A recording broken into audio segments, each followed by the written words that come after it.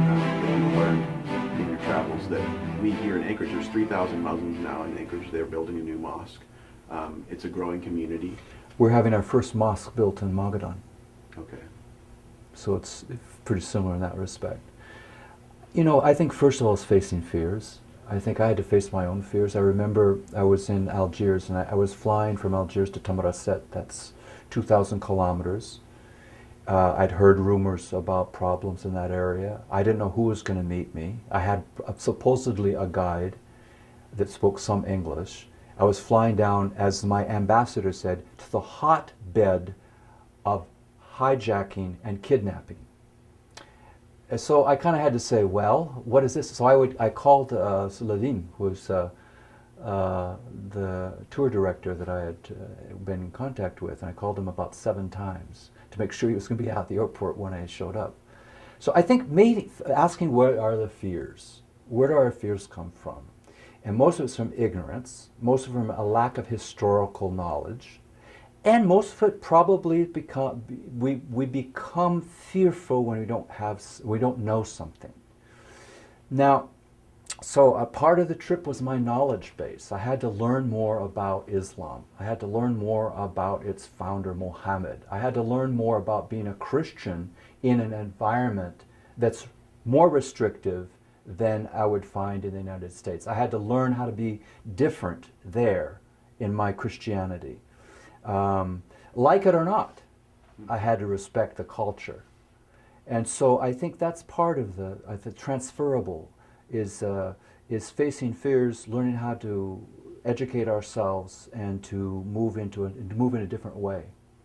Were there, one of the things I was imagining when I was thinking about this interview is that there must be, since the Muslims and Christians have lived together for so long, there must be collaborative cultural efforts maybe, or cultural exchanges, projects that bring them together. So whereas, you know, in Anchorage, like you said, do you have a Muslim friend? How many people around here have a Muslim friend? Probably not very many people could say they do. And partly I say I have now, yeah. which is a lovely thing to say. Partly though, that's because there's not a lot of places to contact. Yeah. You know, there's not a lot of, I mean, I guess work and things like that. But did you find that there are cultural areas of cultural contact between Muslims and Christians? I'm sure there are.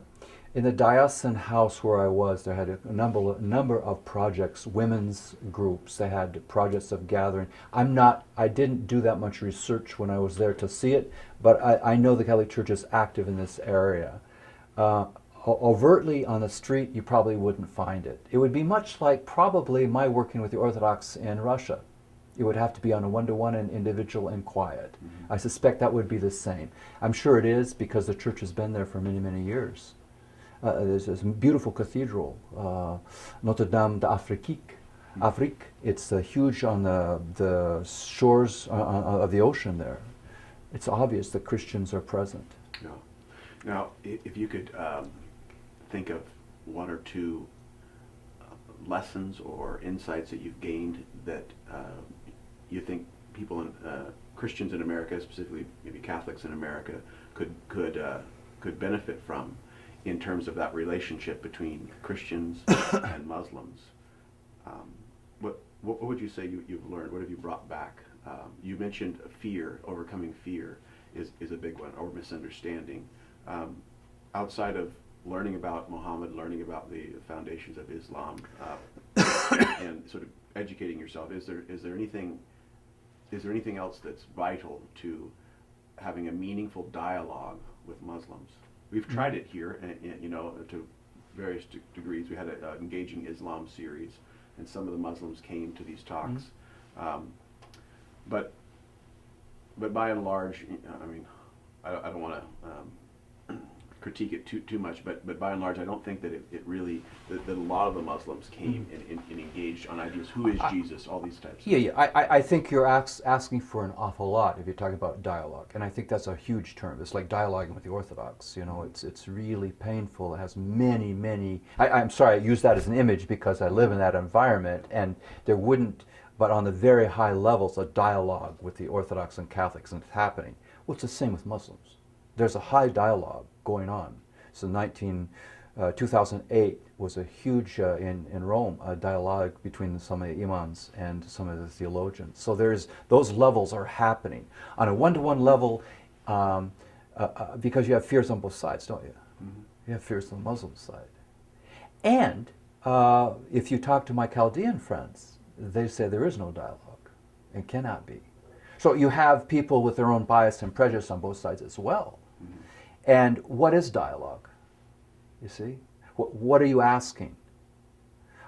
If you have a common project, you have a tree together, that you can do that. If you have a common project to say, who is Jesus?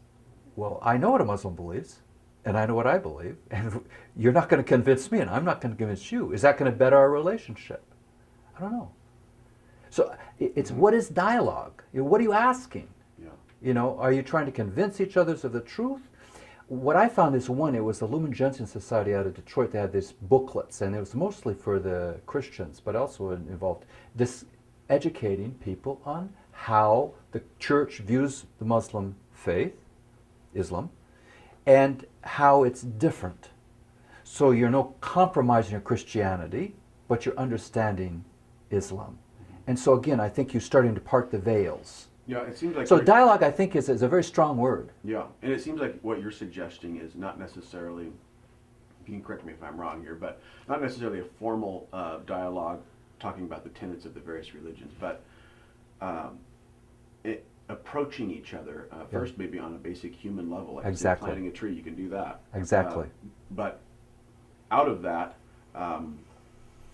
there may be a type of a friendship or a relationship with another person, where you can then maybe have a discussion on or things there's that a are dear to your heart. respect of each other.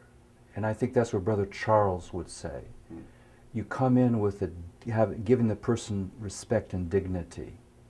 And in that, then there's already an openness to friendship. And you can then disagree. And you can then, I would say, you can speak your view of your faith and not be offended. So that level, I think, is, and I think the Holy Father says that quite honestly. He says, is that the Muslims are needed. That we need to engage the Islam and Muslims because we need social justice. We have to look at what has happened in the world, and they're one of the monotheistic religions. You can't ignore that. And so we need them to look at the just issues of the world, of poverty and people dying and the mortality rate of infants or whatever. You need to dialogue with that large section of humanity.